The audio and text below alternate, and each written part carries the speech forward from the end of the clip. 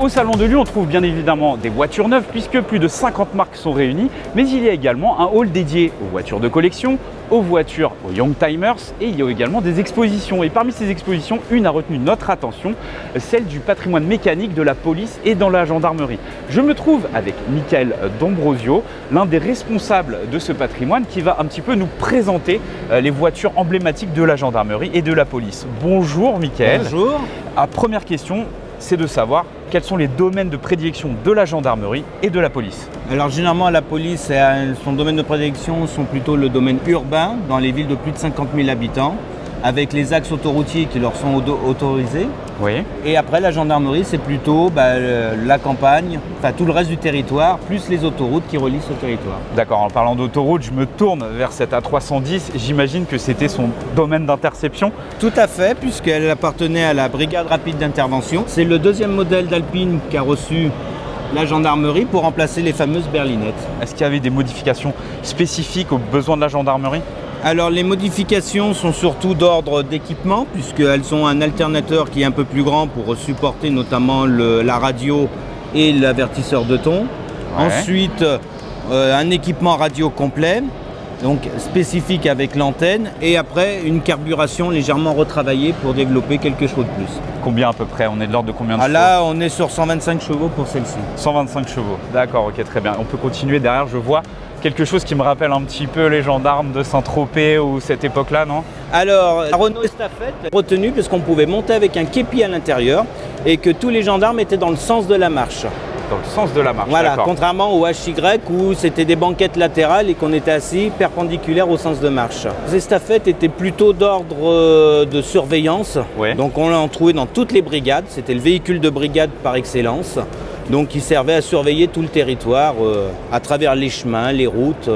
Ça n'a rien à voir avec le panier à salade? Non, le panier à salade c'est pour la police nationale, c'était le type H, le Citroën. D'accord, très bien. Mais justement, je rebondis là-dessus, je vois des véhicules qui sont d'une autre couleur, ceux de la police nationale. Tout à fait. Est-ce que vous pouvez me présenter cette Renault 18 Turbo avec un gyrophare mais XXL? Alors, Renault 18 Turbo de 1983, c'est une série 2, donc équipée du moteur 125 chevaux, qui développe donc 125 chevaux pour une vitesse de 200 km/h. L'un des rares véhicules qu'a eu la police nationale rapide, ouais. Puisque la deuxième véhicule, c'était une Peugeot 505 préparée par Danielson. Autrement, en police, on privilégie plutôt les motos, comme on est en milieu urbain. Premier véhicule à recevoir la sérigraphie ministère de l'Intérieur avec les célèbres couleurs bleu, blanc, rouge. Et premier véhicule équipé d'une rampe de gyrophare qui était importée des États-Unis, modifiée pour le système français et montée sur nos véhicules avec les sirènes américaines.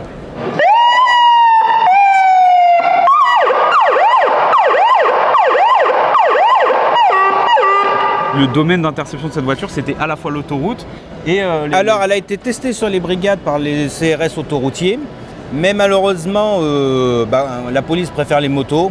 Ouais. Par contre, cette voiture était dévolue à ce qu'on appelait à l'époque la BSN, la Brigade Sécurité de Nuit, qui est aujourd'hui la BAC, pour faire simple. Donc c'était la BAC qui avait ces véhicules pour poursuivre notamment dans les banlieues, les BMW de l'époque, qui avaient des plus grosses cylindrées, parce que c'est un petit 1,6 litre dessus, mais avec le turbo, ça permettait de suivre des voitures de plus grosse cylindrée. Super, et on termine cette petite visite. Un Trafic 2, donc un jeune retraité. Il est dans son jus, c'est un jeune retraité, on l'a récupéré juste avant le salon, donc c'est pour ça qu'il est encore un petit peu abîmé, il est vraiment dans son jus.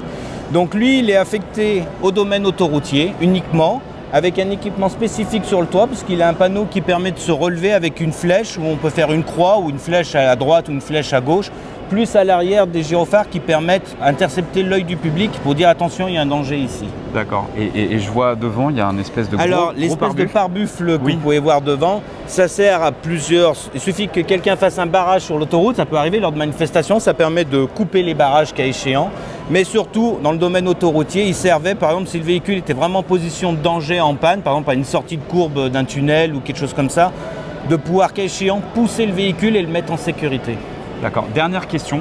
Ces véhicules, quelle durée de vie ils ont au sein de la gendarmerie? Au bout de combien de temps ils sont remplacés? Alors ça dépend des époques et du système utilisé. Par exemple, les véhicules d'autoroute sont changés un peu plus rapidement qu'un véhicule de brigade. En règle générale, on va dire c'est ou 300 000 km ou 10 ans. D'accord. Généralement, pour les deux institutions, la moyenne, hein, ça peut changer, mais la moyenne, c'est voilà, au-dessus de 250 000 km, généralement, ils sont changés, ou alors s'ils dépassent 10 ans en niveau ancienneté. D'accord, très bien. Et du coup, on en parlait tout à l'heure. Pour clore un petit peu ce petit tour historique des véhicules de la gendarmerie et de la police, vous m'avez expliqué qu'il y avait un musée.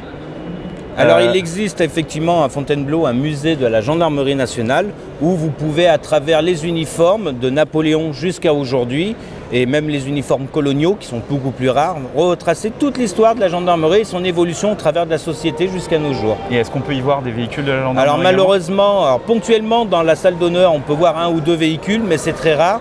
Mais dans un futur, c'est prévu qu'un hall se fasse et pouvoir exposer le patrimoine mécanique de la gendarmerie.